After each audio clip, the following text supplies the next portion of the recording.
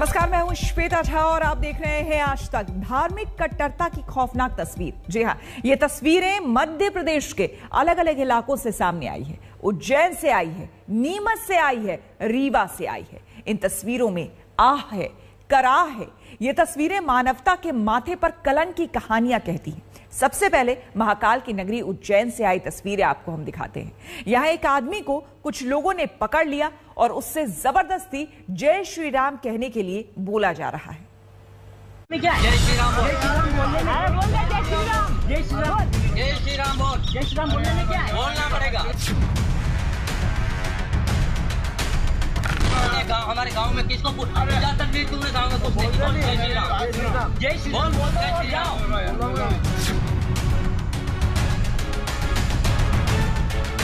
जय श्री राम। मेरी बात सुन, जय श्री राम, मेरी बात सुन, जय हिंदू संगठन बोल जय श्री राम। तो बोलो जय श्री राम, वरना चमड़ी उधेड़ देंगे।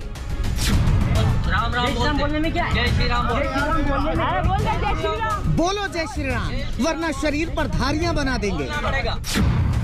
बोलो जय श्री राम, वरना जबड़ा तोड़ देंगे। पड़ेगा। हमारे गांव में किसको बोलो जय श्री राम, वरना रीढ़ मरोड़ देंगे। बोलो जय श्री राम, वरना शरीर फाड़ देंगे, सांसें उखाड़ लेंगे। बोलो जय श्री राम, बोलना पड़ेगा। बोल जय श्री राम। धर्म के सबसे बड़े पोषक, मानवता के सबसे बड़े प्रतिपालक, जगत नियंता, दीन बंधु, विघ्न हरण, करुणावतार राम के नाम पर सज्जनता का ऐसा सर्वनाश पहले कभी नहीं देखा होगा आपने।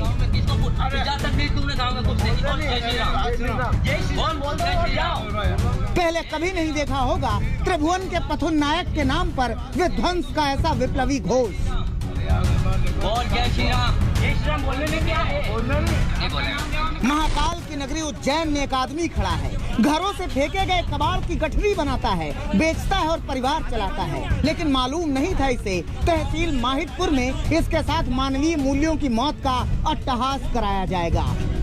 तो बोलो जय श्री राम, बोलना पड़ेगा। जय श्री राम बोल, जय श्री राम बोल, जय श्री राम, जय श्री राम, जय श्री राम बोल, जय श्री राम बोलने में क्या है? बोलना पड़ेगा। हमारे गांव में किसको इजाजत दी तुमने? गांव में कुछ नहीं। बोल जय श्री राम।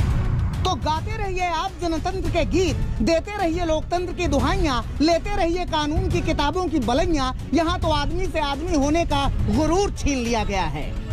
पता नहीं कहाँ रहते हैं ऐसे सिरफिरे जिनका धर्म उन्हें ऐसा अधर्म का आकाश रचने पर विवश कर देता है। पता नहीं कहाँ रहते हैं ऐसे उन्मादी जिनकी आत्मा एक दबे कुचले गरीब बेबस बेचारे और लाचार आदमी को नारा लगवाकर शांत हो जाती है। सभ्यता के सीने पर शमशीर गाड़ दी गई है।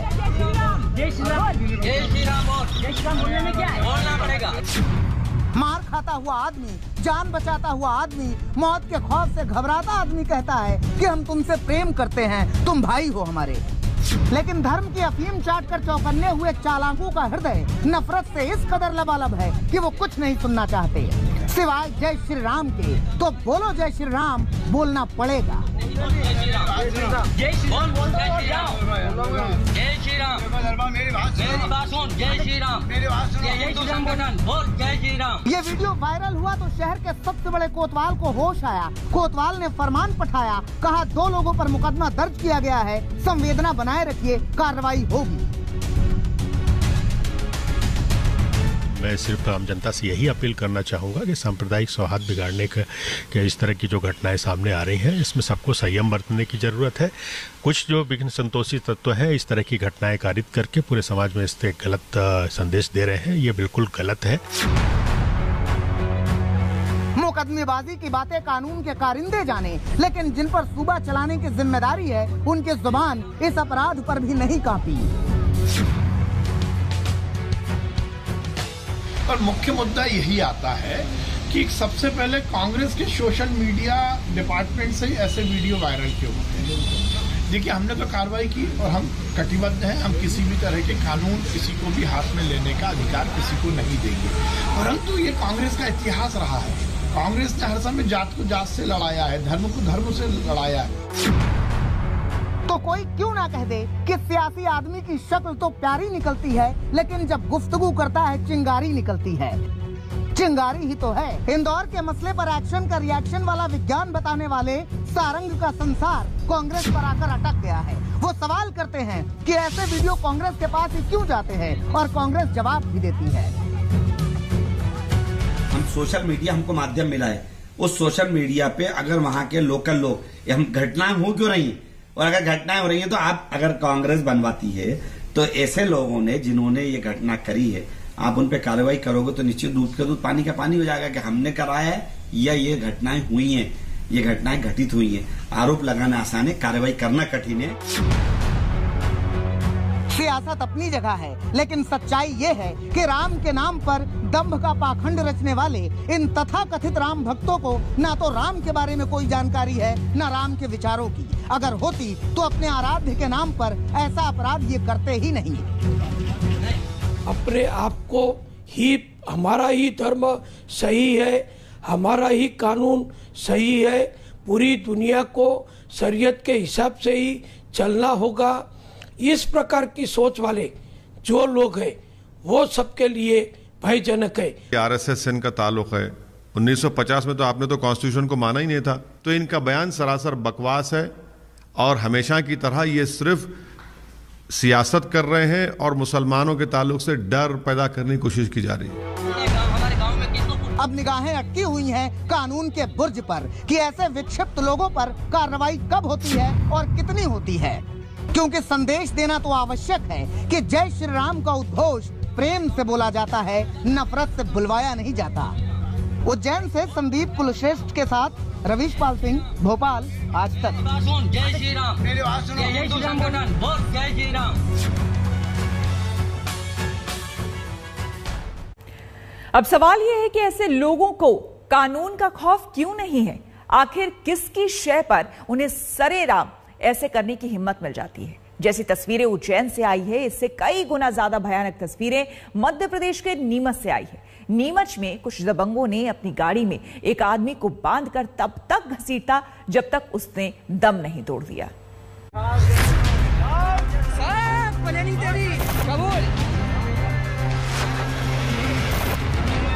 कबूल कर दे बेटा, ने क्यों वो ठीक नहीं हो अपने बच्चों।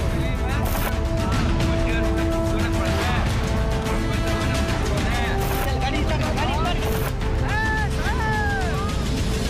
दौड़ जा बेटा बगल में, गाड़ी स्टार्ट, गाड़ी स्टार्ट। सब प्लानिंग तेरी। कुछ भी बताएं आपको, उसके पहले ये जान लीजिए कि शिवराज सरकार की डामर वाली सड़क पर घिसटता हुआ ये आदमी मर चुका है।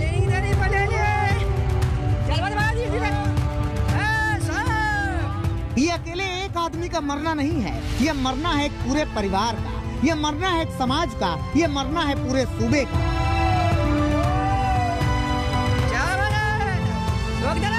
मरे हुए आदमी की तस्वीर पर सन्नाटा मारे बैठे जिंदा आदमियों, ये आदमी मर चुका है। लेकिन मरने से पहले इस आदमी के शरीर को छीला गया है, इतना घसीटा गया है कि पहले कपड़े उधड़े, फिर चमड़ी उधड़ी, फिर मांस उधड़ा, फिर आत्मा।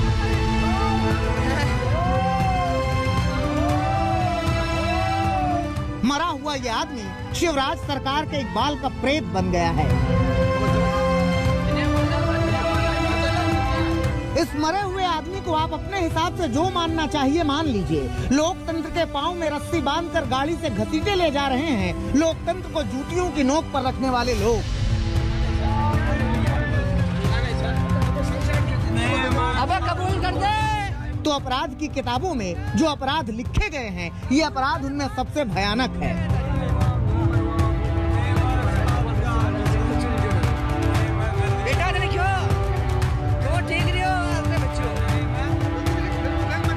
सीआरपीसी की धाराओं में मालूम नहीं इस अपराध की क्या सजा लिखी है, लेकिन इतना जरूर है कि आदमी को आदमियों की शक्ल वाले दुराचारियों ने घसीट कर मार डाला।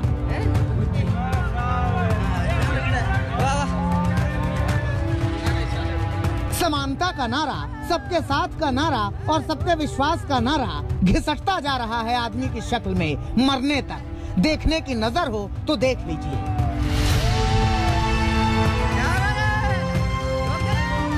मध्य प्रदेश के नीमच में सिंगोली के रहने वाले इस आदमी को सभ्य समाज के बीच असभ्यता की लंबरदारी करने वाले कुछ कुकर्मियों ने चोर समझ लिया था।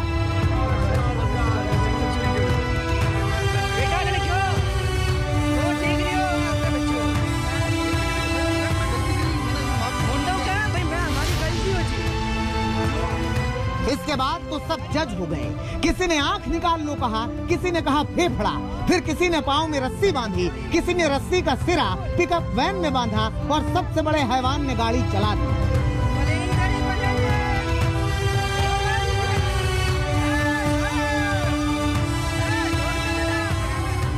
आदमी की चीख नीमच की सड़कों पर रगड़ कर मर गई। किसी ने नहीं सुना, न पुलिस वालों ने न कानून के रखवालों ने। आदमी रोता रहा, गिड़गिड़ाता रहा, अपनी सफाई बताता रहा, लेकिन जिसके जहन में शैतान बस जाए वो यही कर सकते हैं जो ये कर रहे हैं।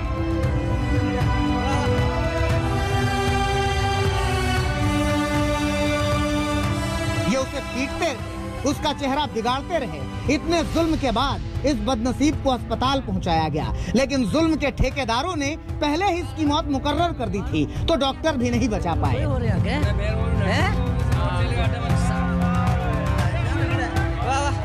तस्वीरें वायरल हुई तो पुलिस वाले साहब भी जागे, और जब जागे तब भागे। आरोपियों को गिरफ्तार किया, इसमें एक प्रधान का पति भी है, कुछ अभी भी फरार। अभी वर्तमान में विवेचना के दौरान जो करीब 8 आरोपियों को चिन्हित किया गया है, जिसमें 4 को राउंड अप कर लिया गया है और साथ ही जो घटना में प्रयुक्त की गई पिकअप को भी जब्त किया गया है। इसमें एक सरपंच पति भी है, महेंद्र गुर्जर करके, उन्हें भी गिरफ्तार किया गया है। एक आदमी का मरना सियासी दुनिया के जी जाने का नाम होता है। हो गया यहाँ भी। मौत से ज्यादा मौत की बात पर सियासत धधक उठी। देखो, मध्य प्रदेश में जिस तरह से लगातार मॉब लिंचिंग चल रही है, उसका हम सब लोग विरोध करते हैं और आज राजभवन का घेराव कर रहे हैं। और राजभवन का घेराव इसलिए कर रहे हैं कि मध्य प्रदेश में इंसानियत के ऊपर जो लगातार कत्ल चल रहा है। इंदौर की घटना पे मैंने स्वयं कहा था कि अगर उसी टाइम सरकार सही निर्णय लेती, आरोपियों को दंडित कराती और कार्रवाई करती और माहौल खराब करने का काम सरकार नहीं करती, तो आज नीमच की घटना नहीं होती। पता नहीं कहां से आता है ऐसा भरोसा, जब सियासी आदमी का हृदय ऐसी घटना पर भी पाषाण हो जाता है।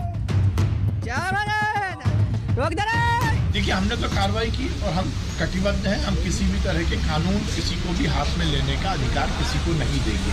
परंतु ये कांग्रेस का इतिहास रहा है। कांग्रेस ने हर समय जात को जात से लड़ाया है, धर्म को धर्म से लड़ाया है। बहुसंख्यक समाज को बदनाम करने में हर समय कांग्रेस ने इस तरह की डर्टी ट्रिक्स अपनाई है। मैं ये कहता हूँ, हमने कार्रवाई की और हम कार्रवाई करेंगे। गम और गुस्सा बेहिसाब था, दबंगों के खिलाफ भी और पुलिस के खिलाफ भी। आखिरकार मुख्य आरोपी के घर पर पुलिस की क्रेन चली।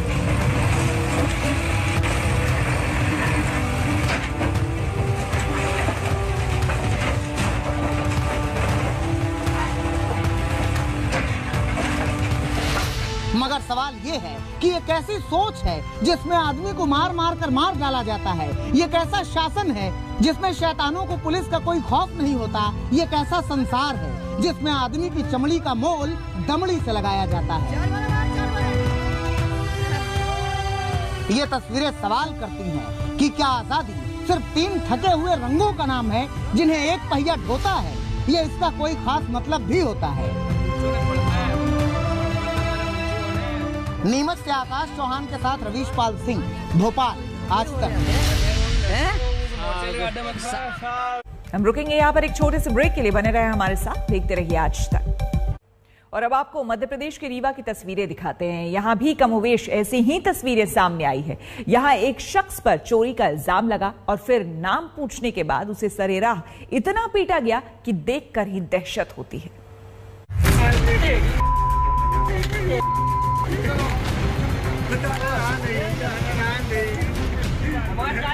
एक आदमी की पीठ को पायदान बना दिया गया है और पीटने वाले जानवर हो गए हैं। चमड़े का पट्टा चमड़ी काटे ले रहा है। आदमी गिड़गिड़ा रहा है, जानवर पीट रहे हैं। आदमी जान की भीख मांग रहा है, जानवर जान निकाल लेना चाह रहे हैं। रीवा के एक चौराहे पर हैवानियत का मेला लगा है, लोग आते जाते देख रहे हैं।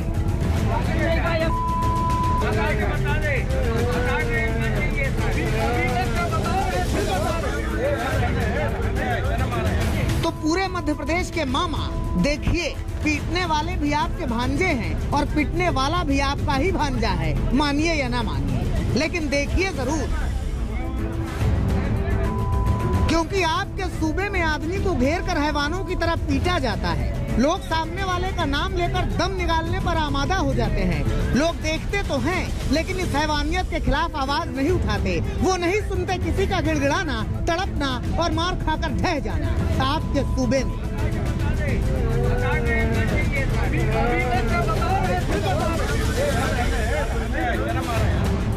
रीवा के ट्रांसपोर्ट नगर में पिट रहे इस आदमी का नाम अरशद कमाल है। हो सकता है कि कमाल की जगह इसका नाम कमल होता तो शायद कम मार खाता, क्योंकि मारने वाले नाम पूछकर ही तो मार रहे थे। इस आदमी को इसलिए पीटा जा रहा है क्योंकि इस पर आरोप लगाया गया है कि इसने बैटरी चुराई है। चोरी के आरोप में मार खाने वाला आदमी अपनी सफाई में बहुत कुछ कह रहा है, लेकिन इसे सुनने वाला कोई नहीं, सिर्फ पीटने वाले हैं। मार खाकर आदमी घर चला गया, मारने वालों का धन्यवाद देते हुए कि कम से कम जान तो बख्श दी। 6-7 बैटरी चोरी हो गई थी। हाँ। हमको मालूम नहीं था, जबरदस्ती हमको कार बैठाया, ले गए कहाँ? ट्रांसपोर्ट नगर के गेट पास। हाँ। बिल्डिंग वही है, वहीं पास मारे हम लोग। लेकिन क्रूरता की कहानी वीडियो की शक्ल में एक मोबाइल से दूसरे मोबाइल, एक प्रोफाइल से दूसरे प्रोफाइल तक पहुंची, तो पुलिस के कान भी खड़े हो गए। कार्रवाई शुरू हुई और 2 लोगों को गिरफ्तार कर लिया गया, 2 अभी भी फरार हैं। वो कल रिपोर्ट नहीं कर पाया था, डर के मारे नहीं आया था, आज रिपोर्ट किए हैं और रिपोर्ट करने पर ऐसे नीलकंठ, दानिश, अनुज और कुलदीप के खिलाफ जो है 307 और 342 है ना, 334 IPC के अपराध का धारा, मतलब अपराध का जो है अपराध पंजीबद्ध किया गया है और 2 मुलजिम जो है अरेस्ट, मतलब राउंड अप कर लिए गए हैं, 2 और बाकी हैं, उनका भी पुलिस पता कर रही है। उज्जैन, नीमच और रीवा की इन तस्वीरों के साथ इंदौर में उस चूड़ी वाले तस्लीम की भी तस्वीर जोड़ लीजिए, जो मार खाने के बाद जेल की हवा खा रहा है। इन तस्वीरों को ठहर कर देखिए और सोचते चलिए कि ये कैसी दुनिया है, जहां आदमी का नाम पूछकर उसे मार दिया जाता है, जहां अपनी गलियों में बगैर आदेश के घुसाए रोजगारी को पीट कर भगा दिया जाता है, जहां दलित को गाड़ी में बांधकर घसीट कर मार दिया जाता है। सोचिए, क्योंकि अब नहीं सोचेंगे तो सोचने लायक रहेंगे ही नहीं। रीवा से विजय विश्वकर्मा के साथ आज तक ब्यूरो। तो इसी के साथ इस बुलेटिन में फिलहाल इतना ही। देश दुनिया की तमाम खबरों के लिए देखते रहिए आज तक।